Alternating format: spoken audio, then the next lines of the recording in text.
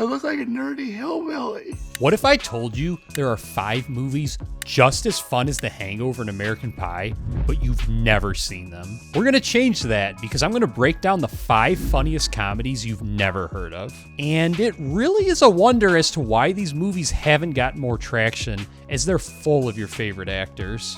Right off the bat, I have no idea how this movie has flown as far under the radar as it has. I mean, it honestly has all of the ingredients to be an all-time classic, because the writer-director of Anchorman got together with Will Ferrell to produce a movie starring a bunch of actors from Anchorman and The Hangover, plus the star of Entourage and Jeremy Piven. So long, gay boys! These are the ingredients that make up the goods. Live hard, sell hard. The movie tells the story of a used car liquidator who is called into town to save a used car dealership. This is the classic subgenre of comedy that I like to call the everyday life comedy that dominated the 2000s and that we are sorely missing in modern times. If you love the iconic 2000s classics such as The 40-Year-Old Virgin, Wedding Crashers, and The Hangover, this will be right up your alley. I think I want to make love to a 10-year-old boy.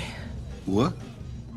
He's in the body of a 30-year-old man. This genuinely might be the single funniest movie on this list. I have no idea how I had never heard of this movie, but I just watched it for the first time a couple of weeks ago, and the writing, directing, and acting are all top-notch. I think the single biggest thing that was reinforced in my brain is that David Koechner is the single most underrated comedic actor of all time. I swear every time he opened his mouth in this movie, I lost it. Zuha, that's the best fat wife I've seen in 4 or 5 years.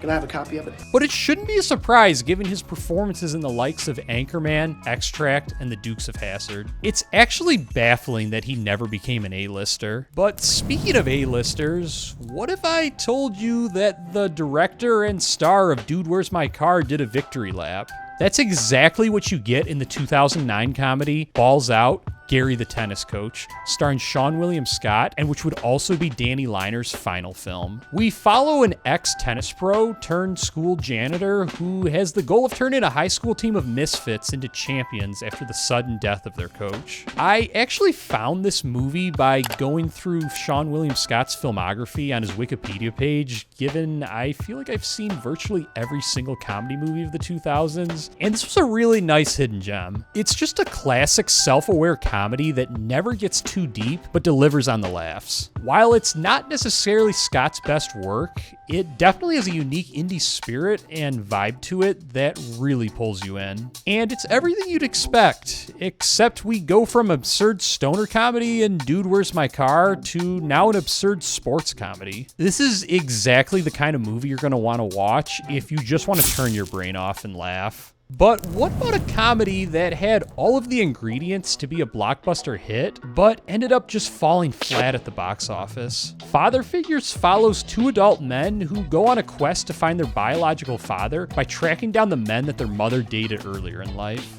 As far as the recipe goes, we have 2 killer leads in Ed Helms, who is still riding the high of the greatest comedy phenomenon of the 21st century in The Hangover. What the f*** is going on? And Owen Wilson, who has long been one of the biggest names in comedy.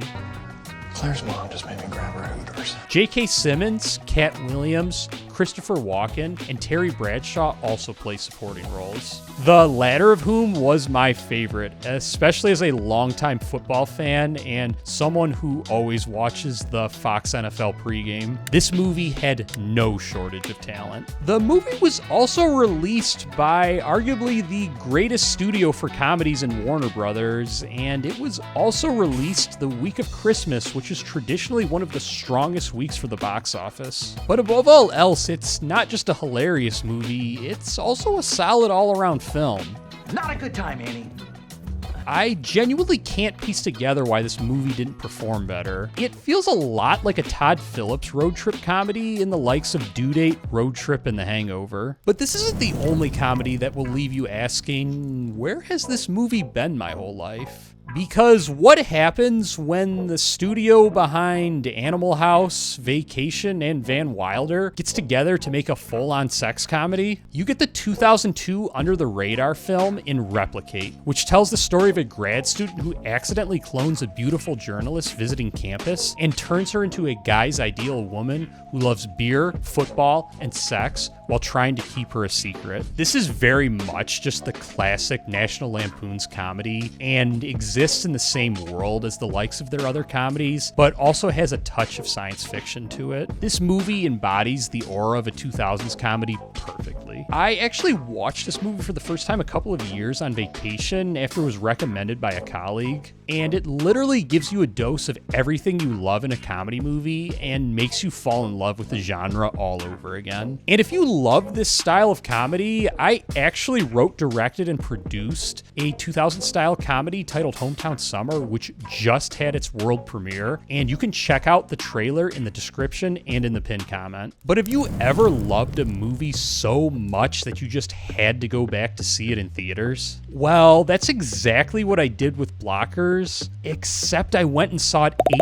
times in theaters. We follow 3 seniors on their prom night who devise a plan to lose their virginity, and their parents who find out about this plan and devise a plan of their own to stop them at all costs. Think the female version of American Pie with a modern twist. I remember the first time I saw this movie, I essentially went in blind. I remember I was eating dinner at a Qdoba, and one of my friends messaged me and asked what my plans were that night, and I just responded. I said, I'm about to go see a comedy starring John Cena. And I remember he responded right away and just said, LOL, John Cena. And I remember I responded right back and just said, yeah, LOL. But then I went to go see this movie, and it was like very much LOL John Cena, but not like LOL John Cena's a meme, like LOL, holy shit, John Cena is actually really fucking funny.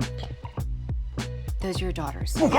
Seeing Blockers opening weekend is probably the single greatest theatrical experience I've ever had. I remember just rolling at every line, and everyone in the packed theater was matching the same exact energy. It was really beautiful. It was a feeling and experience that I wanted to hold on to forever, which is probably why I went and saw it 8 times in theaters. It's really hard to pick a favorite scene from this movie, but the one that always comes to mind is near the beginning when the parents are trying to decode the emojis that their daughters are sending to each other, and the ridiculousness that ensues between John Cena, Leslie Mann, and Ike Barinholtz's characters. 3 eggplants? And look at the drool coming out of that smiley face. You wish that was drool. That's cum, my man. Stand down. It is. Look, it's cum. He's like, ugh. But this movie not only proves the comedy theatrical experience is still alive, but can also thrive. You probably noticed that none of these movies come from this decade, and that almost all of the great comedies come from the 2000s. Well, I've actually got some great news for you, because there are 5 upcoming comedy movies that might actually be funny.